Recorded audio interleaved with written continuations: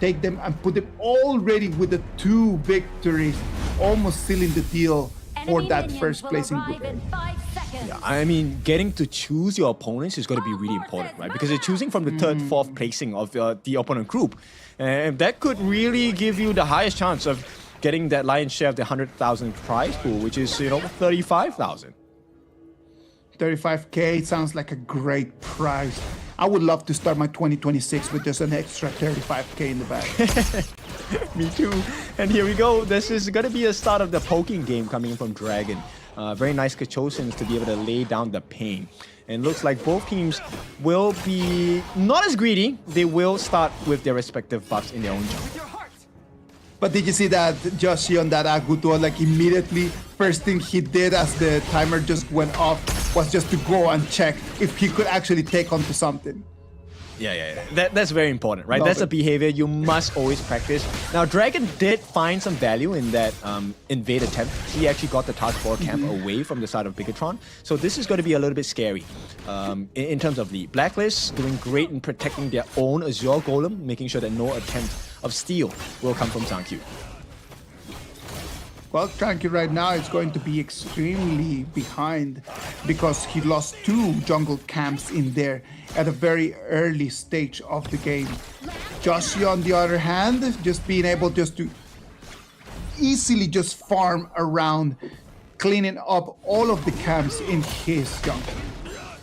All right, so kind of a different style of play here. They will be able to share their mid lane wave on the side of Bigetron. Blacklist, they make a different kind of movement. Joshi here looking for some free damage on the farm lane T1. The rotations coming in for BTR, they know that they need to start making some moves. They cannot let the advantage go in for Blacklist X very early in this game. Trying just to rotate together, but there's nothing that they can do at the moment. Very, very passive. Yeah, I mean, they don't want to overextend. That's the main thing here. And Chance, this is his main hero, so I expect a good performance coming in from this mortar. But right now, Zhang Q and Joshi, this is neck and neck. Both of them are level 5. Oof, look at that F1 taking extremely low. The Kachusins coming in for Dragon, hitting extremely hard. Being very, very painful. I like this adjustment from the side of Bigetron, right? So knowing that Blacklist is known to put a lot of pressure on the farm laner, they have actually rotated Lanfeng to be more of a rotating farm laner. So he's getting farm from the mid lane, sharing gold in the jungle as well. And this is going to help him balance out his farm because people don't like this, but the Hano can play in the farm lane sometimes. It is one of those things that comes from design. The way that the hero has been designed, because it can be melee, it can actually have some reach. So it just gives you that flexibility to use it in different ways, right? So it allows BTR to be able to make decisions during the game, just to play it by ear. On the fly, they can actually bring something to the table that Blacklist might not be waiting for. That's true. I think the most important point here is that, oh, hang on, there is going to be a setup on the top lane. Ball will have to give first blood to the side of Blacklist International. And the rewards are going to be very nice here because there's going to be quite a bit of damage on the T1 on the clash lane for the top. Zhang Q does step in as a Yangjin. Don't think he gets the free kill here onto Chammy1. Chammy1 will be able to walk away. No, he will not. What was that? Why? The timing of the Hound, I think that it was just exactly that, man. Like, he comes in, jumps in with the Hound at the beginning, and then just stand it for such a long time. The Chammy1 didn't expect that the cooldown for that ability was going to be online again so early. No, but why would you stay? That's the whole point, right? So at this point, Blacklist, I think they have to find another angle at this point. No, none of the teams are going for the actual rush on the 4-minute neutral objective, which is the Tyrant here. They're more focused on making sure that they get the timing for the buffs. So this is where the wrestle starts to happen. Wow, I'm telling you, right over there, that is what happens when you have the greed of the gold and the greed of just trying to clean the... Yeah. It's going to be rewarding for the side of Bigetron at this point. Also bear in mind, the reason why they don't really go for the buff is because they have the numbers advantage. They have that Crimson Golem available for the taking if they need to. But Bao getting caught out by Dragon here. They're looking to get the setup as well. F1 not looking too good. And oh, hang on, quite a bit of damage. Gen Myth will be taken down. And that's a lot of free burst damage coming in. Golden Kite showing you what he can do with the lead here. Level 8 for himself. Bao, unfortunately, will not share a different fate here. He gets taken down. And Blacklist are just all across the map. T2 under pressure as well. Oh, Chaz using the ultimate to come in as well. Will not be able to finish the job. This is a return for Lanfeng, but immediately shut down by Golden Kite. And Blacklist International, 4-2 now, seems to have all the answers against Bigetron by Vitality.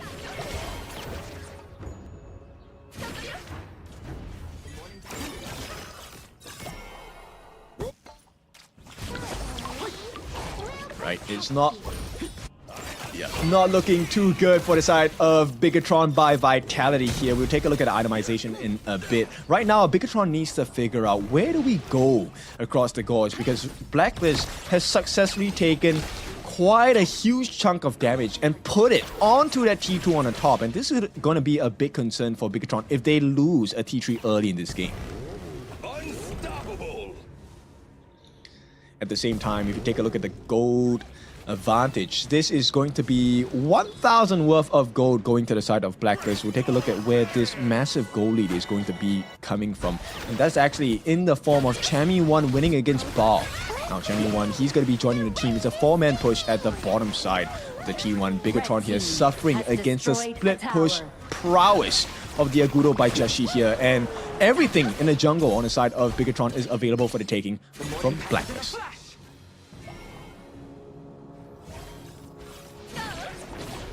As we head into the 7-minute mark here, it looks like Blacklist will try to put a little bit more pressure. Here we go. Zhang does not know that they're taking that Overlord. This is not the Shadow Overlord. This is only 7 minutes into the game, but Jashi, this is all of the gold advantage you can squeeze off of the map here. And with the rotations, Golden Kite has been free farming this entire game. And we'll take a look here. Nice knockup from the side of Dragon. He's not going to be too concerned about...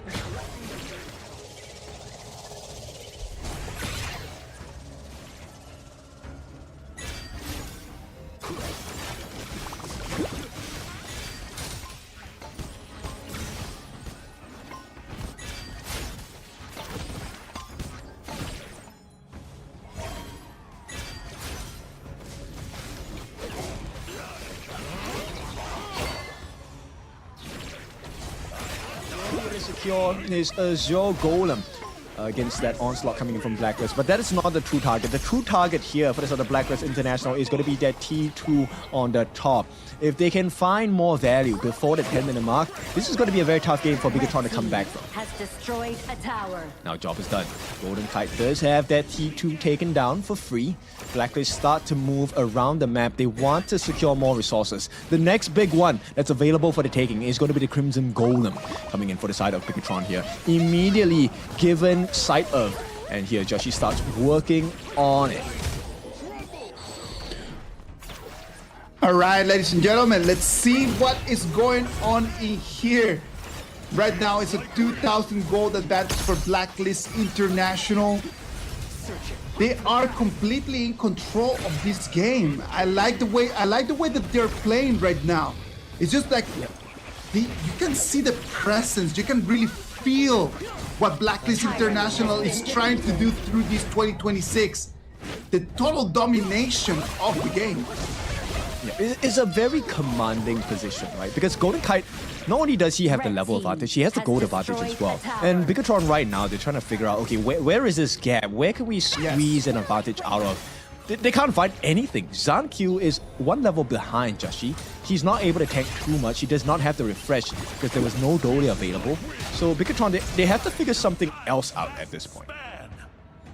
I am not a big fan of the Yanjian without the Dahlia, man. I'm just going to put it out there and I'm just going to say it very straightforward. I do believe that the Yanjian without the Dahlia is just it's just a strat for the sake of a strat. Let's wait and see what Landfong can do on that early, and hopefully it is going to be something that is going to be very useful, because that right now already 3 items Landfong needs to start carrying a little bit more of the team. This one is a difficult one to have, right? Straight away, Blacklist International, they're already working on that Shadow Tyrant at this point. It's going to be secured by them. Right now, the challenge is, can they secure this Overlord? Will not be stolen. They have to give the life of Chammy 1. Chammy 1 will take a fall. And this is where the setup is going to be very important from the side of Bigetron. If they can get the kills onto Blacklist, it will be phenomenal. But that's not going to happen. Golden Kite comes in for that finishing blow onto Bao. This is going to be a 4v3. Landfong changes the entire fight. Golden Kite, he's now in a 1v4 situation. Joshi will be able to make it out safely. But Golden Kite, he still wants more. Gets that golden token down. One more hit. Going to be the finishing blow. Unable to find it. So Blacklist International, they will make it out by the skin of their teeth. So close. It was just so tight right over there. F1 just running away with one little tine of his HP bar, man. Like, it's just gonna be really hard for him. Well, right now BTR trying to balance things a little bit again. Even though they lost the Tyrant, but they gained this Overlord. It's gonna give them a little bit of the room for breathe, a bit more oxygen. I think at most, Blacklist are going to give them about a minute and a half, right? That's how much time they have. But we'll take a look at this previous fight here. Champion 1 giving his life, I thought that was a worthwhile sacrifice. If Blacklist could finish the job here, unfortunately, the ultimate by Joshi did not find too many members. No, if they could have actually come in and steal that Overlord, that would have been totally worth it. But they came in and they just went back home empty-handed. That was a very big issue. Dragon here hiding and waiting for that knockup. Finds the flash initiation, unable to find the finishing blow though. Dragon is dropping so low. Nice jump in from the side of Bao. Can they get the lives on the side of Blacklist International members? No, they cannot, but they can take the T2. Instant answer coming in from the side of Bigetron. Now setting their sights onto the T3s. Blacklist in trouble. Can they stop this onslaught of structural damage? They cannot. No, they can't. Finishes the job.